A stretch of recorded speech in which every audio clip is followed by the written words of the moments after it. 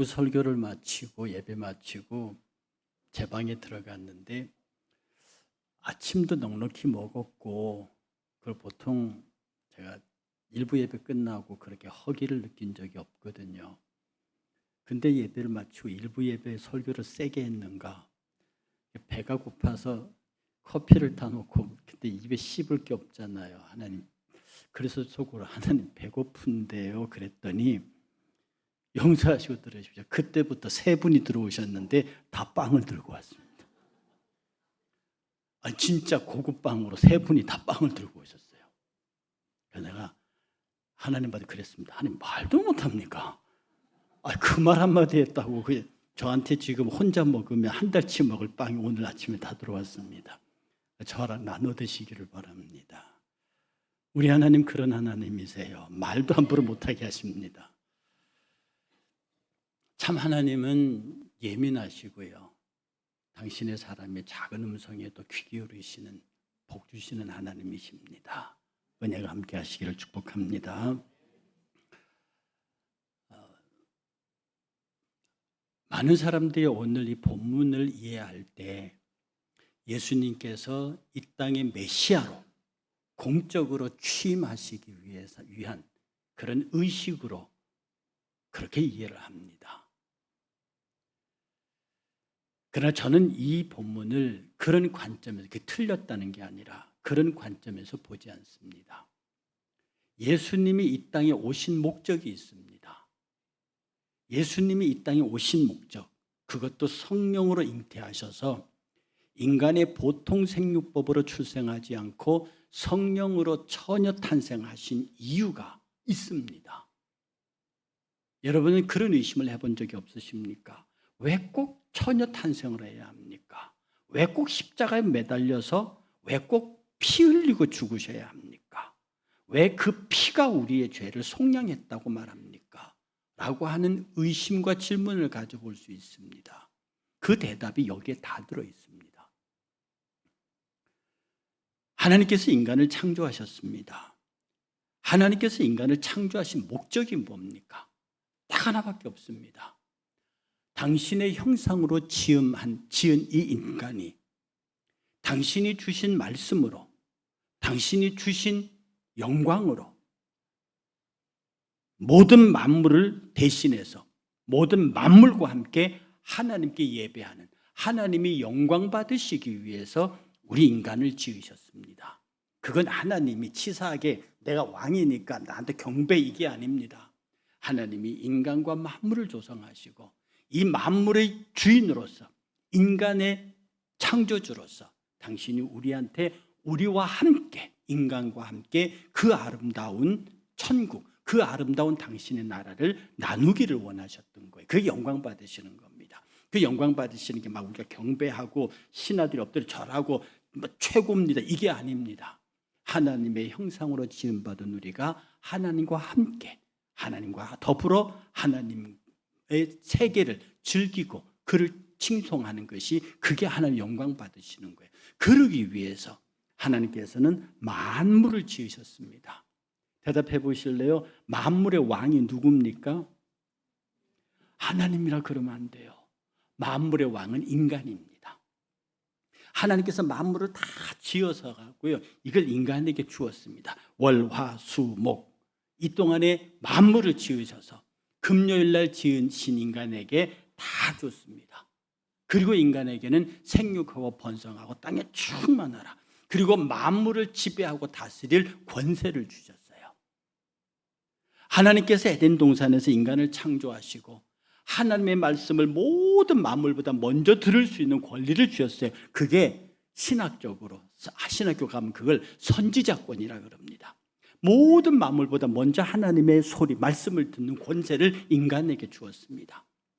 그리고 인간에게 모든 만물을 대신해서, 또 모든 만물을 대표해서 모든 만물들과 함께 모든 만물의 우두머리로서 하나님께 감사의 예배를 드릴 수 있는 권세를 주셨어요. 이게 인간이 갖고 있는 제사장권입니다. 그리고 또 하나의 소중한 권세를 줬는데, 그게 뭐냐면 모든 만물을 지배하고 다스릴 수 있는 권세를 줬어요. 이걸 왕권이라 그럽니다. 그러므로 이런 예쁜 꽃조차도 제 통제 아래 제 백성입니다. 하나님께서는 이 땅에 지은 모든 만물들을 우리 인간에게 지배하고 다스리라고 주셨어요. 왕권입니다. 이게 어디서요? 인간이 타락하기 전 에덴 동산에서. 그래서 에덴 동산에서 아담은 모든 만물들에게 이름을 지어주고 그들을 지배하고 다스리고 그들의 행복한 왕으로서 그들과 함께 하나님께 영광을 돌렸습니다. 고로 만물은 인간을 통하지 않고는 하나님께 영광을 돌릴 수 없습니다. 그래도 거기에 마귀가 찾아옵니다. 마귀가 찾아와서 이렇게 묻습니다. 선악을 알게 한 나무의 열매를 정말 먹지 말라고 하더냐? 그 말에 아담이 생각합니다. 하와가 생각합니다. 그렇지, 그렇게 말씀하셨지. 여러분, 에덴 동산에서는 악이 없어요. 적어도 인간이 타락하기 전까지 에덴 동산에 악이 없습니다. 왜? 선 하나님이니까. 하나님의 생각이 선이니까. 하나님의 뜻이 선이니까. 에덴 동산에 하나님의 뜻밖에 없어요. 그런데 에덴 동산에 선밖에 없는 그곳에 악이 들어옵니다. 그게 사탄입니다. 와서 하나님이 정말 그러대? 라고 묻습니다. 하와가 약간 고민하는 사이에 뱀이, 사탄이 한마디 더 합니다. 그거 말이야, 네가 그것을 먹는 날에는 네 눈이 밝아져서 선악을 아는 일에 하나님과 같이 될 줄을 하나님이 아시니까 못 먹게 한 거야. 요 사탄의 말이 틀린 말이 아닙니다. 에덴 동산에서는 하나님만 선하세요. 그 에덴 전체가 선한 거야. 왜? 선악 결정은 하나님이 하는 거거든요. 하나님이 선이라 하는 걸 선이라 하고 하나님이 악이라 하는 걸 악이라 하는 거예요. 그러니까 에덴 동산에서 인간에게는 하나님은 선만 얘기하셨다고. 그런데 악이 와서 말하기를 너 내 말 들어. 그럼 니도 선을 결정할 수 있고 악을 결정할 수 있어. 네 마음대로 선악을 결정할 수 있다니까. 그러니까 하와의 마음이 획합니다. 나도 결정할 수 있다고? 그리고 딱 쳐다보는데 선악을 알게 한 나무의 열매가 먹음직하고 보함직하고 지혜롭게 할 만큼 탐스러웠어요. 그래서 그 나무에 손을 대고 남편과 함께 그 열매를 먹어버립니다. 하나님의 말씀대로 즉시 그 자리에서 하나님이 그들을 죽여버립니다. 육체의 생명이 아닙니다. 하나님과의 관계가 끊어져 버린 거죠. 하나님과 관계가 끊어져 버림으로 인간은 영적으로 죽은 상태가 됩니다. 그리고 에덴에서 추방되는 거예요. 그리고 인간은 지금까지 그 아담의 죄의 그늘 아래서 벗어나지 못하고 있습니다. 이걸 하나님이 세상을 이처럼 사랑하사, 하나님이 세상을 사랑하사 구원하시기로 하세요. 그리고 독생자 예수 그리스도를 세상으로 보냅니다. 보통 생육법으로 보내지 않으셨어요. 보통 엄마 아버지에서 아들로 태어나지 않게 하십니다. 왜? 모든 사람이 죄를 범하였으며 하나님의 영광에 이르지 못했다 했습니다. 여기에서 모든 사람은 보통 생육법으로 출생하는 모든 인간들입니다. 아무리 깨끗하고 아무리 경건하게 자라도 그는 아담의 죄로부터 벗어날 수가 없는 거예요. 그런데 예수 그리스도는 완벽한 인간으로, 우리와 성정이 똑같은 인간으로 오시되 오시는 방법이 다릅니다. 그는 성령으로 잉태해서 처녀의 몸을 빌어서 인간으로 오십니다. 그 예수님께서 하실 일이 뭡니까? 그 예수님이 하실 일이 뭐냐 하면 인간을 구원하러 오셨습니다. 이 인간을 구원하러 왔다는 말이 무슨 말인지 아시나요? 여러분, 예수 왜 믿으십니까? 구원받아서 뭐하게? 천당 간대요. 우리 천당 가자고 예수 믿는 거 아닙니다. 천당은요, 예수 믿으면 저절로 자동으로 당연히 가는 겁니다.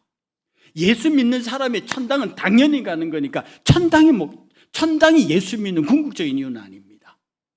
예수 믿는 구원의 궁극적인 이유. 구원은 뭐냐면 구원받은 내가 천당 가는 거니까 지금 여기서 구원받는다는 뭐냐면 에덴 동산에서 우리 조상 아담이 잃어버린 세 가지 권세를 내가 되찾는 거예요. 이게 구원입니다. 그런데 예수님은 당신이 대제사장이에요. 우리의 재산권을 그분이 두고 계신다니까? 그분은 말씀이세요. 말씀이 육신 되신 분이라고요. 그분이 말씀이세요. 그분 자체가 선지자십니다.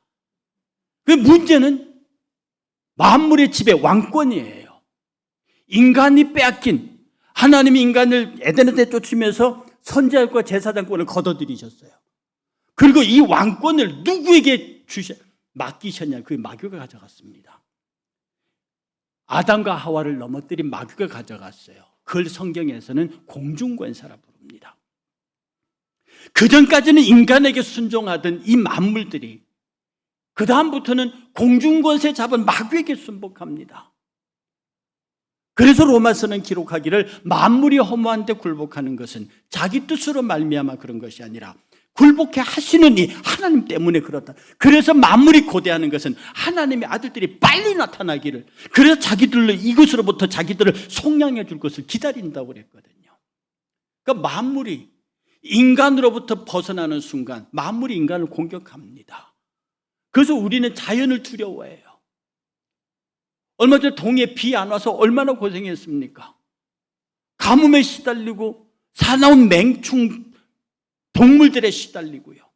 그래서 세상 사람들은 자연 보호해야 하는데요, 자연이 곧 인간이래요. 전부 거짓입니다.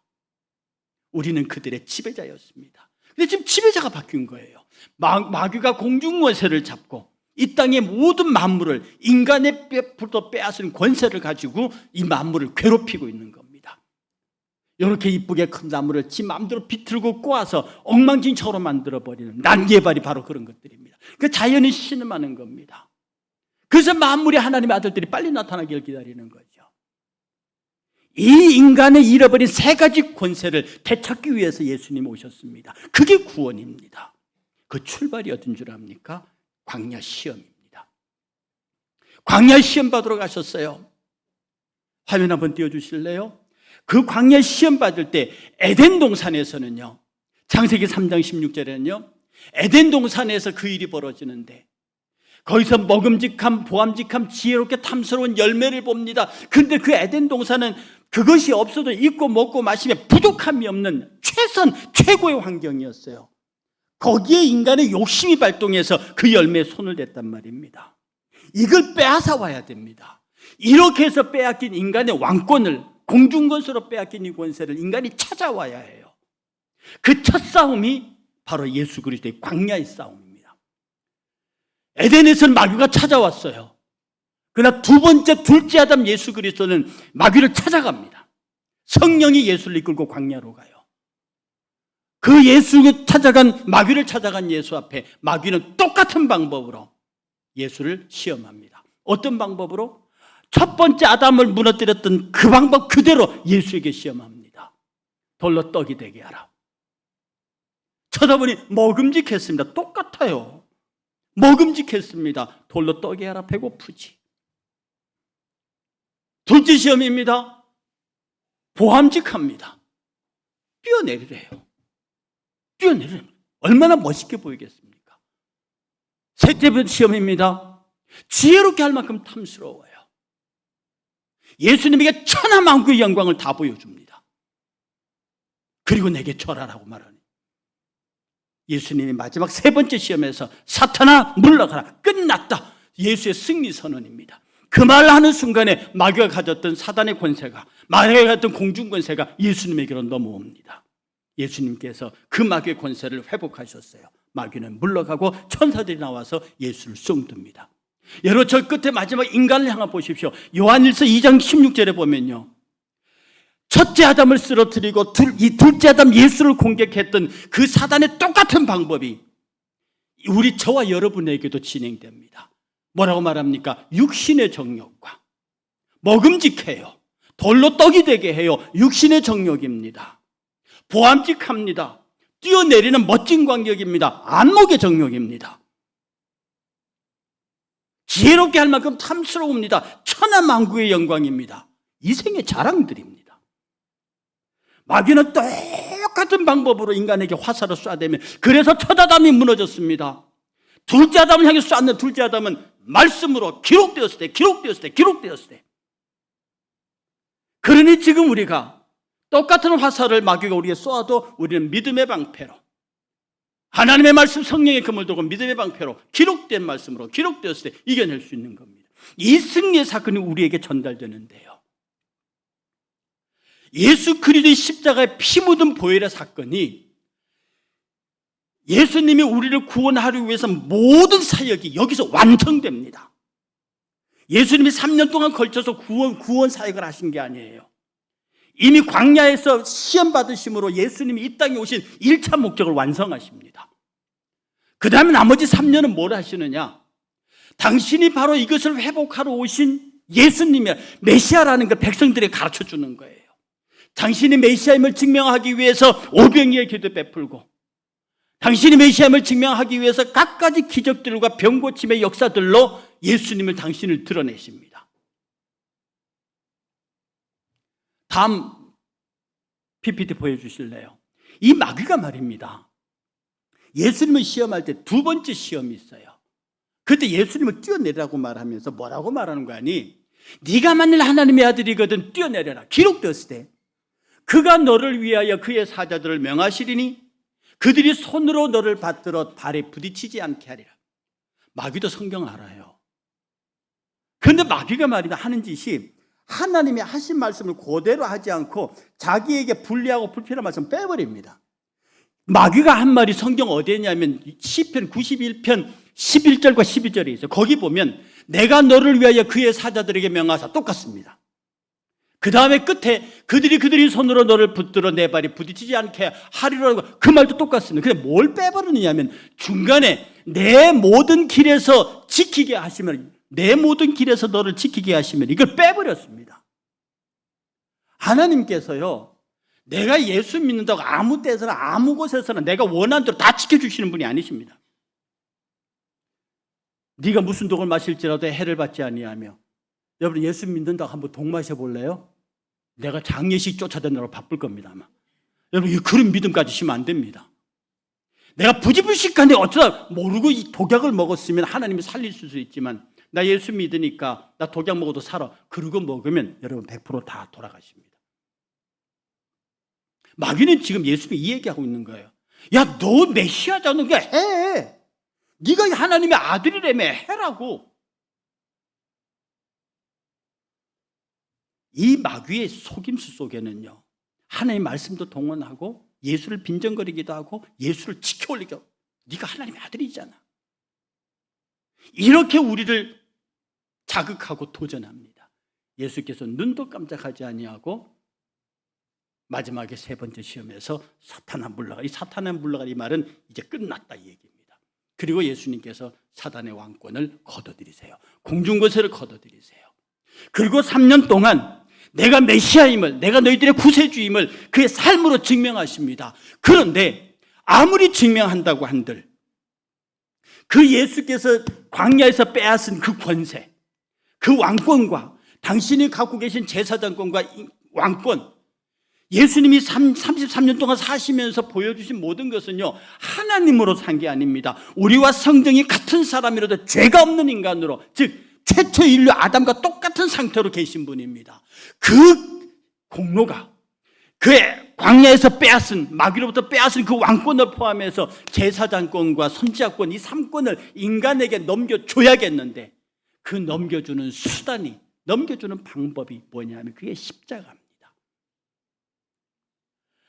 죄 없는 아담이 그 3권을 갖고 계신단 말입니다. 그러면 우리도 그 죄 없는 아담 예수가 갖고 계시는 그것을 우리가 받으려면 우리에게 죄가 없어야 돼요.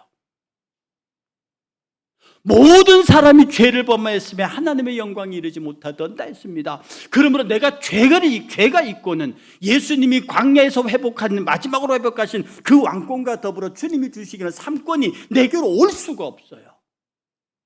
그러니 예수님께서 완벽한 아담으로서 마귀로부터 인간의 권리를 회복하신 다음에 그 다음 두 번째로 인간의 이것을 주시기 위해서 하나님이 세상을 처럼 사랑하사 이 사랑을 주시기 위해서 당신이 죽으세요. 십자가에 죽으세요. 그게 뭔 말입니까? 사람의 모든 죄는, 하나님 앞에 죄는 사형밖에 없습니다. 하나님은 징역형이, 벌금형이 없는 분입니다. 모든 사람이 죄를 범했기에 전부 다 죽어야 합니다. 그리고 그 죽음 반드시 생명을 피를 대신하는 겁니다. 그 증거가 구약에 나와 있는 양제사입니다. 양들을 잡아 피 흘려서 그 양을 제물로 드려서 속죄함을 받았거든요. 그 죄를 속죄양이라고 그럽니다. 그 죄를 아사셀 양이라고 그럽니다. 아사셀 염소라고 그럽니다. 그러므로 인간의 죄를 용서할 수 있는 길은 인간이 죽어야 하는 거예요. 근데 첫 인류 에덴 동산의 그 아담이 죄인이 됨으로 모든 인간이 다 죄인이 되어버린 것처럼 둘째 아담 예수께서 죄 없는 인간으로 살아나셨기 때문에 누구든지 그 죄 없는 아담 안으로 들어가면 그들이 전부 산 사람이에요. 한 사람 아담으로 전부 죄인이 되었지만 한 사람 둘째 아담으로 말미암아 모두가 의인이 되는 겁니다. 예수님께서 그래서 당신의 의 안으로 들어오기 위해서 인간의 모든 죄를 대신하여 당신이 죽으셨습니다. 첫째 아담은 자기의 악한 고집으로 인해서 모든 일을 죄악으로 밀어넣어버렸지만 둘째 아담은 당신이 십자가에서 하나님이 정한 율법을 따라서 당신이 희생제물이 되셨습니다. 당신이 속죄양이 되셨다고요.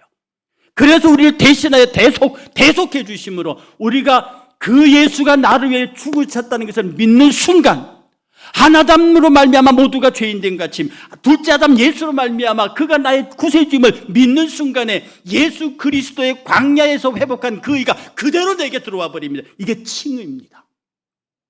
그렇게 내가 예수께서 나의 죄를 위해서 대신 죽으시고 내 생명을 대신해서 생명의 피를 흘리셨다. 예수의 생명의 피를 십자가에서 나를 흘렸다. 그러므로 내 죄를 위해서 십자가에 매달린 예수 그리스도를 나의 구주 나의 하나님으로 믿습니다 하는 순간에 인간의 왕권을 포함해서 선지자 제사장권 다 우리에게 넘어 들어오면 이 사람을 구원의 사람이라 합니다. 내가 예수 믿는다고 하는 것, 내가 구원받았다고 하는 뜻은 선지자권, 제사장권, 왕권을 전부 갖고 있다는 뜻입니다. 예수님이 나사로를 향해서 나사로야 나오너라, 죽은 지 3일이나 된 나사로를 향해서 나사로야 나오너라 해서 그가 붕대를 동인 채 나왔다고 그랬단 말입니다.